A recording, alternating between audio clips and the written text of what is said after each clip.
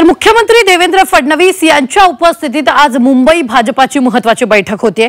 Mumbai MMR भागातील प्रमुख पदाधिकारी आणि सर्व आमदारांना या बैठकीसाठी वर्षा बंगल्यावर बोलवण्यात आले। तर आज रात्री 8:30 वाजता मुख्यमंत्र्यांच्या उपस्थितीत वर्षावर बैठक होते। मुंबई महानगरपालिका निवडणुकीच्या पार्श्वभूमीवर देवेंद्र फडणवीस आमदार आणि पदाधिकाऱ्यांना काय कानमंत्र देणार याकडे राजकीय वर्तुळाचं लक्ष लागलंय। या संदर्भात ताजे अपडेट देतात आपले प्रतिनिधी ओम देशमुख। ओम, सध्या वर्षावर बैठक होती, आज रात्री भाजप आमदार पदाधिकाऱ्यांची वर्षावर बैठक आहे। रोबिना, खरं तर मुंबई रिजन मधल्या आमदार आणि पदाधिकाऱ्यांची ही बैठक भाजपकडून बोलवण्यात आली आहे। मुख्यमंत्र्यांच्या अध्यक्षतेखाली या बैठकीचं आयोजन करण्यात आलंय। आपण पाहिलं होतं की पावसाळ्याच्या अधिवेशनाच्या दरम्यान भाजपच्या विविध क्षेत्रातील आमदारांची बैठक पार पडली होती। संघटनात्मक बांधणी आणि आगामी निवडणुकीच्या दृष्टिकोनातून ही बैठक होती। आज होणारी बैठक मुंबई महापालिकेसाठी अत्यंत महत्त्वाची असेल।